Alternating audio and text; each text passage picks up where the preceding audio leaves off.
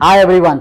Entrepreneur visa में कितने type के वीज़ाज होते हैं मैं बताना चाहूँगा। सबसे पहले कि जो स्टूडेंट्स यहाँ से जाते हैं उनके पास बहुत सारे ऑप्शंस है to get into work visa. जो यहाँ से स्टूडेंट वीज़ा पे जाता है, दैट इज़ F1 वीज़ा, उनका कोर्स कंप्लीट होता है। उसके बाद उनको ऑप्शनल प्रैक्टिकल ट्रेनिंग पीरियड मिलता है जिसके अंदर वो प्रैक्टिकल ट्रेनिंग ले सकते हैं। अभी ये OPT पीरियड जो है वो depend on the course what you are doing. अगर आपका जो कोर्स है it is STEM designated course तो आपको 3 साल का OPT पीरियड मिलता है जिसके अंदर आप 3 साल का ट्रेनिंग ले सकते हैं।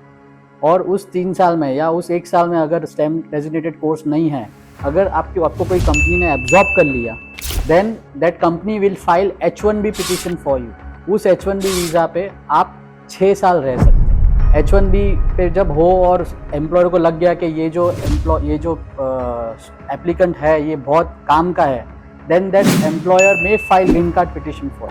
ये तो हो गया स्टूडेंट वालों के लिए जो H1B पे कन्वर्ट कर सकते हैं। इसके अलावा जो यहाँ पे एंटरप्रेन्योर्स हैं, जो यहाँ पे जिनके अच्छे खासे सेटअप है बिजनेस का, कोई ज्वेलरी बिजनेस वाला है, कोई सोलर कंपनी वाला है, जिनके यहाँ वेल एस्टेब्लिश बिजनेस है और उनको ऐसा लगता है कि US में अपॉर्चुनिटीज़ अच्छी हैं, then they can set up a wholly own subsidiary in US।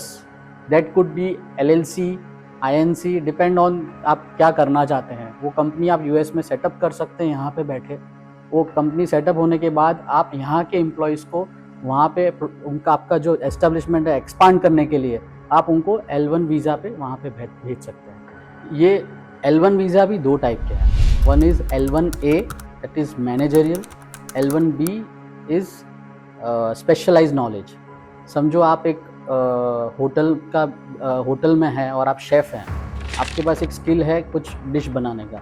अगर ये इंडियन कंपनी, इंडियन होटल उधर एक US में ब्रांच खोल रही है तो आप वो शेफ़ के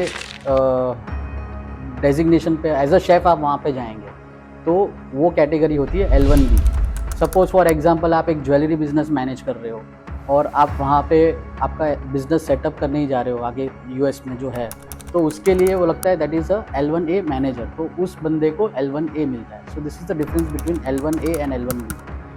अगर जो इंडियन कंपनी है और वो जो US में जो कंपनी खोल रही है वो नई कंपनी है, तो इनिशियली जो L1 पिटिशन अप्रूव होता है वो 1 साल का ही रहता है। After 1 year you need to file an extension for 2 years. आपको 2-2 साल का एक्सटेंशन मिलेगा। This L1 person who is going to US on L1 वो वहाँ पे 7 साल रह सकता है। पहले 2 साल के अंदर अगर उसने अच्छा एस्टेब्लिशमेंट किया और वहाँ के जो एस्टेब्लिशमेंट किया है वो US कंपनी और इंडियन कंपनी सोचती है कि इस बंदे के लिए ग्रीन कार्ड भी पिटिशन फाइल करना रहता है, that US company can also file green card petition for such L1 applicant. इस L1 ने अगर ये L1 एप्लीकेंट जो है उसने अगर शादीशुदा है और वो अपने बच्चों को भी लेके जाना चाहता है, बीवी को भी लेके जाना चाहता है, तो वो उनके बीवी बच्चों को L2 वीज़ा मिल सकता है। बच्चे वो उन्हीं को ही L2 वीज़ा मिलेगा जो 21 साल से नीचे हैं, उनको ये L2 वीज़ा मिल सकता है।